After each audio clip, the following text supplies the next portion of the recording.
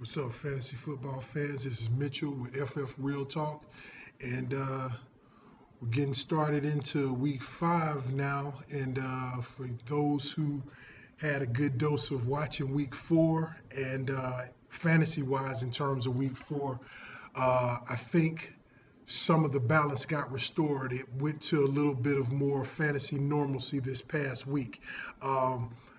The vast majority of what is expected to happen kind of did happen. I mean, that's not going to sound good to a lot of LaShawn McCoy and Calvin Johnson owners and a few more like that. But this was the first week of the season where the outcomes that were pretty much more expected, kind of took shape. And in particular, with a player I own on the vast majority of my teams, Jamal Charles. It couldn't have come at a better time to get the dose we got of him with that big whooping they put on the Patriots. So this was a good week overall, and it was less hobbled by injury and personal matters like the prior 3 weeks had been plagued with. That's more than anything else what it was. Performance and lack thereof is a part of fantasy. It's a part of real football. But when injuries plague everything, you've got no chance. And when personal matters get into it and you can't get into the game, you've got no chance. So we had a little bit less of that. But the injury side of week 4 obviously came from where teams got hit with non-skilled players, the players we don't draft, offensive lines, defensive lines, secondaries, and teams across the league. It was a lot of more of the peripheral players that directly affect the outcomes of games that got hurt, though it doesn't directly affect the actual fantasy players we select, though it does affect us. It just the actual players. We don't draft offensive linemen, but that's what took a hit this week. But this was a good week, and it raised. I would like to think a lot of averages, in terms of win-loss records. From the ones that suffered in week 1 through week 3. So, fourth of the season's down. We're on to the next one, and here are my waiver and free agent selections for week 5 and going forward. And the number 1 selection is going to be Jerick McKinnon. To me, this one is no brainer. If you had the luxury, like I did, of being able to see this game firsthand, this was more than stats. This was an example of what some things that can be actually bigger than football. When Adrian Peterson went down, I'm sure the Vikings organization, the players, and all fans across the fantasy scope and real football scope looked at the Vikings like, how are they going to be able to overcome this year? And I know I was like that. But immediately Matt Asiata got on start making his name known for his end zone radar. And this week, Jerick McKinnon showed himself to be a stellar runner. I mean, Matt Asiata is what he is, and he is to be owned, I believe, in every league. But putting him against Jerick McKinnon is like apples and oranges. One of them, in Jerick McKinnon's case, is a true running back. He has cut, burst, power, explosion, and he's crafty out there. And this week he showed it on 18 runs, 135 yards. Didn't get into the end zone, but he was a nightmare for the opposition. I mean, it was just a really, really fun game to watch. Although it was going against the lowly Falcons, still, what I saw proved who's going to take hold of that backfield sooner rather than later. Again, I think Asiata's to be owned across the board, but he, in this one game and going forward, I believe is going to pull away from Matt Asiata further and further down the line. And I think he came out of the game. McKinnon came out of the game a little bit hurt. He's kind of questionable now, but I don't think it's as bad. Either way, he needs to be owned in all leagues this week, starting from this week forward, and he should be 100%, like I say, 100% owned and the number 1 waiver pickup this week. Number two is going to be an explosion we saw Thursday prior to this Sunday. Larry Donnell. Anyone who's been paying attention to tight ends this year, you're seeing that tight ends is a very, very hard position to own players. And this is what I said in videos prior to the season starting. If not Graham or Gronk or Julius Thomas, and Gronk is kind of moving out of the conversation now because of this whole Brady thing, they're all about the same. And it's hard to have one because 1 week they'll be fine, 1 week they won't, et cetera, et cetera. But Larry Donnell is consistently now proving that he's the real deal. And more than anything, he's become the number one target of a player that really wants to throw the ball. He got 8 targets and 3 touchdowns. I mean, Thursday night was just, it was rancid what they did to the Redskins. And it's going to continue. He's a big guy, strong guy, and Eli looks like he's rounding into shape. It looks like something happened within the New York Giants team that gave them a boost of confidence somewhere after week 1 where he was just Eli was just awful. I think it's going to be more and more better for the Giants moving forward. And I think Larry Donnell is going to be a big part of the picture. And he's not owned in a lot of leagues out there. But after this week, I think he's going to be owned across the board. If you've got your chance to get him, do yourself a favor and get out there and grab him ASAP. If you don't have Julius Thomas or if you don't have Jimmy Graham, this needs to be a guy you target this week, most definitely. The third pick is going to be that quarterback I just mentioned, Eli Manning. Crazy game, 5 total touchdowns, including one he ran in. Had a great completion rate, and his offensive line seems to be working with him. And more than anything, he just looked happy out there playing. I mean, you know what good and bad Eli is, and you're going to have good and bad Eli the duration of this season. It's not all going to be perfect, but I tend to get a general sense on things a lot of times because I pay attention to the sidelines, to locker room reports, this, that, or the other. It seems like the Giants seem to turn a switch with the offensive coordination with McAdoo that they didn't seem to have in the first game, definitely the first game, if not the first couple of games. It seems like it's rounding itself into shape, and Eli is going to be the primary beneficiary of that. And Larry Donnell, who I just mentioned, is going to be secondary, and that's going to all float down to Cruz and Ruben Randall, who all were also beneficiaries, of that the other night. So Eli Manning was dropped in a lot of leagues, in a lot of the leagues that he was owned in, which wasn't even full ownership or even, if I would think, half ownership at the start of the season. He was dropped completely after the first game or two. So he's out there in some leagues, and he helped win me 2 leagues this week because I have no choice but to start him, but was quite happy with his performance. So he'd be somebody to roster, especially with this quarterback situation in flux right now with players like Brady, etc., who aren't performing. At this point, I'd much rather have Eli Manning the rest of the season than Tom Brady at this point. So if he's out there and you're in need of a quarterback, go grab him. And that goes to the number 4 selection, which is also a quarterback, Teddy Bridgewater. This is an example of more than football and more than fantasy football. Again, I mentioned the Adrian Peterson thing. That was doom and gloom for a lot of people. And to me, Teddy Bridgewater, the moment he stepped out on that field, it almost seemed like, for lack of a better way to put it, the Adrian Peterson era ended and the Bridgewater era began. And from every pass to every run, which was the most surprising thing, his escapability and the way he moves his feet in the pocket and outside of it was just a thing of beauty. And it just showed all the potential, and more importantly anything, that he was the number 1 quarterback to me out of this draft class, even better than Bortles and especially better than Manziel. And we knew that this time last year with Louisville. We just turned our eyes to it for as the season progressed because some mistakes were made, and definitely with his combine execution. But Bridgewater's a real deal, and I think this was only the beginning. He hasn't thrown a touchdown pass yet, but that's coming.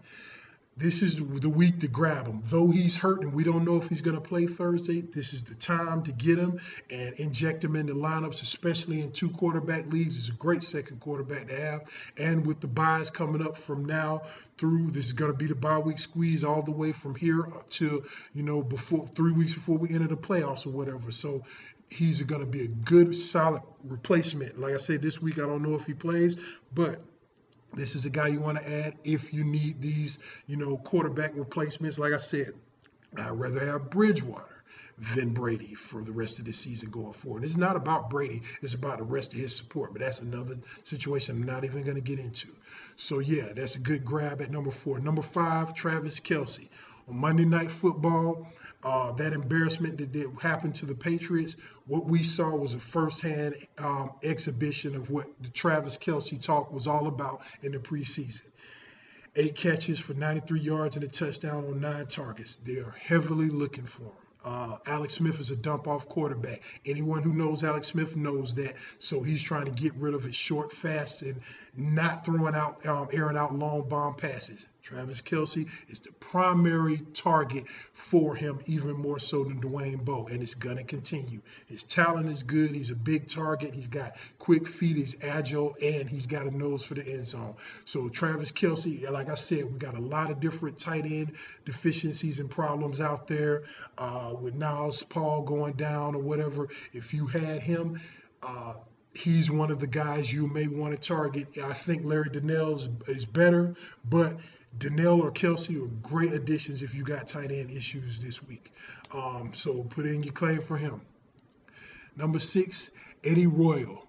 This comes with some hesitance when I think of him. Every year he does the same thing.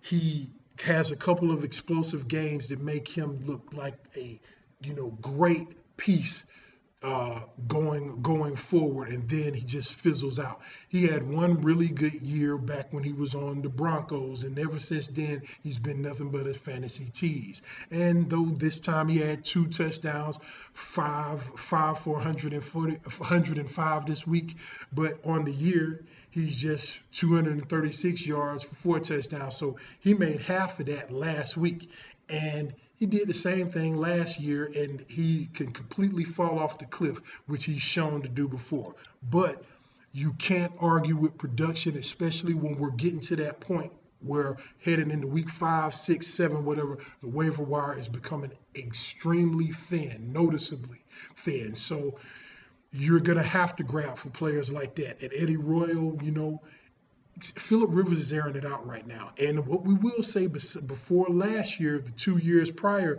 Phillip Rivers was having problems. And right now, it seems like Phillip Rivers has got his bearings in a row for the 2nd year in a row. And Eddie Royal has been outshining Keenan Allen. And Antonio Gates is slowly getting phased out. He had us fooled a couple of weeks ago.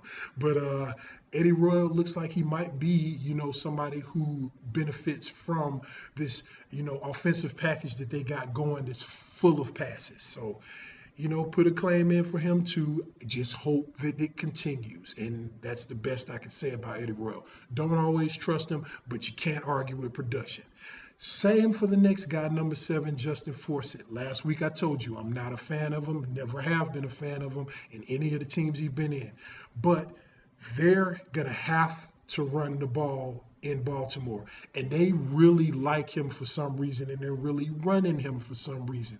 It's hard for me to like him because of his talent, but he's getting run out there, and he's making the most of it. So of the Baltimore backs, between him and Taliaferro, I think Justin Forsett is the one they're most in favor of because Bernard Pierce is so problematic in terms of injuries. So if you want to pick one up, I say Forsett first. And hope for the best, which leads to the number 8 pick, Taliaferro. He got 15 carries, 58 yards, and a touchdown. but it's hard to say who's going to be getting the most carries between Forsett and Taliaferro going forward. They're my 7th and 8th waiver claims, so if you got running back problems, which everyone has running back issues, there's no one in the league that can't get another running back bolster in their team. They're worth considering. Definitely worth considering if you couldn't get someone like, say, Jerick McKinnon or whatever. Which leads to number 9. Number 9 is a bulk of players. Number 9 is the Cleveland Browns skilled players across the board. Running backs. And the reason why, before I get to it, the reason why they're all number 9 is because in terms of waivers, because that team is sketchy and no player is so dominant you got to have, a lot of them were dropped. Across the board, many of these guys were dropped. So if they're out there, in terms of running backs, pick up Ben Tate. He's expected to play. He was the starter coming into the season, and apparently he's going to be good to go this week. It isn't going to last long, but take it when it comes. So get Ben Tate first. I say Isaiah Crowell second because he's looked like the stronger running back than West, and West third. This thing's going to flesh itself out. In my personal opinion, I don't think Ben Tate's going to hold up. I think Crowell's going to be given the keys to this car very soon, sooner rather than later. So, but for now, pick up Tate and pick up Crowell with West being last, and just hope for the best with West. We're still not sure who's going to be the prime one, Crowell or West. But if it's talent and execution based so far, Crowell's going to get it. So one or more of them could be pickups if they're available. Also, Hawkins and Austin, who I've been an advocate of picking up the past 3 weeks before this, the past 4 times before this, or whatever. Hawkins has been getting all of the targets from Brian Hoyer, and Austin has been looking sharp this year. If he can stay healthy, he's going to get better. And in a few leagues, Jordan Cameron was dropped. You know what he was last year. You know what they expected him to be this year, and this is going to be, he had a week off to get better. This is going to be the week probably the first week of the season where you get some hopeful expectations come to life of Cameron. He was dropped in a lot of leagues, or a few leagues rather. If he's out there, go grab him, especially if you didn't get the Donnell or the Travis Kelce. He should be among the top grabs this week in terms of tight ends. And any of y'all who have true quarterback issues, you couldn't get Eli, you couldn't get Bridgewater, as a bye week fill-in, you can do worse than Brian Hoyer. He seems to has his thing in order, and Manziel is no more a part of this discussion. Hoyer's not losing the job. He's week by week winning it to where Manziel's not going to be a factor this year. So you could do worse than him as a bye week fill-in. So all skilled players across the Browns are to be considered picked up if you need it in a given position. And number 10, this is strictly a flyer again because the waiver wire is getting thin. Jarius Wright for, once again, the Vikings. This I'm saying with true hesitance. Because as far as I'm concerned, his 8 catches, 132 yards, and 10 targets make no sense to me, because more than half of that should have been given to a player that was drafted early in most drafts, which is Cordero Patterson. I don't understand what's going on with the Cordero Patterson thing. I think more than anything is because of the loss of Adrian Peterson. And I knew with Adrian Peterson's loss, Patterson would suffer. They're keying in on him so much that it's leaving other people open. And I think Jarius was the beneficiary of that. But somehow they're going to have to get Cordero involved in this offense. He's too talented. And I don't advise y'all to drop him. I know y'all are getting to the point where when is it time to pull the trigger on dropping Cordero Patterson, or even dropping him for Wright? Don't do that. Cordero Patterson is too talented. But if you need a receiver to spell some issues you got, Jarius Wright is someone you can take a look at. Again, when you see a brand new quarterback and a brand new start in a new system and everything, and you see who he's targeting a lot in his first game, that is showing defined and clear confidence and trust in a guy. You can't overlook that. Teddy Bridgewater wasn't a 1 week drop-in for Matt Castle. he's going to be taking the ship the rest of the way. And if you saw him target a guy 10 times in his first start, that means that's going to be one of his guys. That's the reason you want to look at him. Not so much of where his talent is or was that week fluky. It doesn't matter. 10 targets is 10 targets, and that same quarterback is going to be throwing to him. So look for it. As long as they're keying in on Cordero Patterson, Jarius Wright should be someone that Teddy Bridgewater looks for. And if that continues to happen, he's going to be valuable in fantasy. So that concludes with the top 10. Few honorable mentions. Alfred Blue is a good pickup for any Arian Foster owners, because at this juncture in the season, Arian Foster is going to become a big problem for people. He's not healthy. He's towards the end of the line, and he's one of those that's broken down and is just trying to play through it. Sooner rather than later, Alfred Blue is going to be getting the majority of the carries because Arian Foster is not going to be able to hold up. So for all Arian Foster owners, find a way to put Alfred Blue on your team somehow, some way. The same thing for the next honorable mention guy, Bobby Rainey. Forget that game where he did pretty good, but the Tampa was so bad, and then he had those couple of fumbles.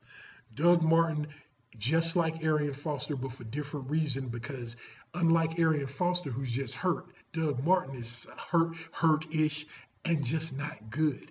Bobby Rainey has shown he's solid when he gets the chance. And this Doug Martin thing, even though he did okay this week, this isn't going to let, the way I see it, he's going to be on a short leash in terms of production, and they're going to turn to Rainey, and Rainey produces every time. So just like I said with Arian Foster owners, for Doug Martin owners, you need to have Bobby Rainey and get him ASAP, because this thing, I believe in terms of Foster and Martin, is going to turn to the new guys sooner than later, because those guys aren't going to be able to hold up. I truly don't think so. And for anyone who wasn't able to score, Larry Donnell, Travis Kelce, or anybody who had dropped Cameron or anything like that, Dwayne Allen is going to be a great tight end pickup. And it could be to replace anybody like Niles Paul, who we lost to the concussion situation, or just these underproducing tight ends. He's a great one to look at simply because of one thing and one thing only: the emergence of this monster in Andrew Luck. Right now, Andrew Luck is for anybody who took Peyton Manning first, you're looking at it like, man, if I just waited a little bit and got Andrew Luck is showing to be the class of the league in terms of quarterbacks this year, and this is only the beginning. This beast has awoken, and Dwayne Allen is his tight end. This is just going to continue to get bigger and bigger, and he's already solid anyway, but Luck's making him look that much better, and it's going to grow and grow and grow the rest of the season. Dwayne Allen's a solid pickup for anybody who's got tight ends that they don't trust. And another just a little thing for anybody who forgot, Matt Prater is coming off of suspension this week. So if you got kicker deficiencies and you wanted to get the kicker who everybody raved about before the season start, if Matt Prater was dropped, it's a good time to get him. Same as any bye week Ds like the Cardinals D that you may have dropped, or another kicker sleeper that I've been telling people. I told people 2 weeks ago when Adrian Peterson was ruled out.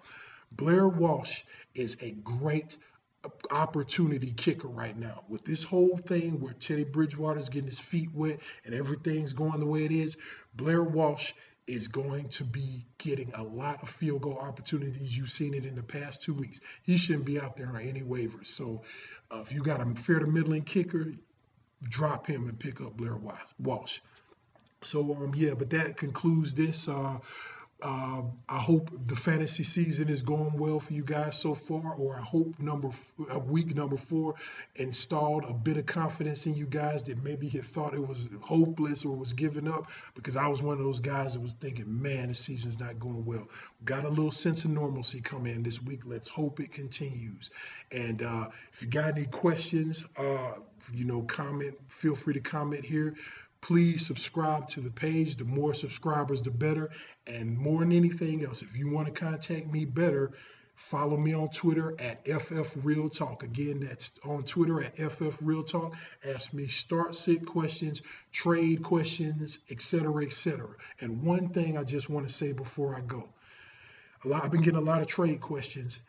One thing when it comes to trades, and a lot of the trade questions generally, I'm going to have the same answer for it. Whenever you're getting offered a trade or you're considering a trade, in the trade, I don't care if it's 2 for 1, 3 for 1, 2 for 2, 1 for 1, 3 for 3, whatever. You want to be the beneficiary of the best player in the trade. And when I say best player, I mean the best for you. If you know what you're missing is a running back, you need to get a running back in the trade, and a great one if you're giving up somebody solid. If you're giving away somebody that's a stud, you need to be getting a equal stud running back, and preferably over even that, the best player in the trade. It doesn't matter if you give away 2 to get 1, that 1 needs to be the best among those 3 in the transaction. That's just my rule of thumb in trades.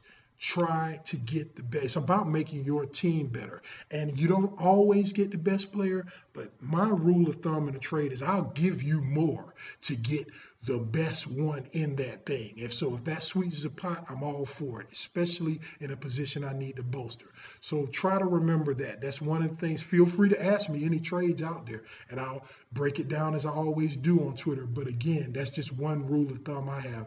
I try to get the best player in the deal, especially the best in terms of what I'm needing. So yeah, that's it. And good luck next week, and we'll see you then. All right, have a good one.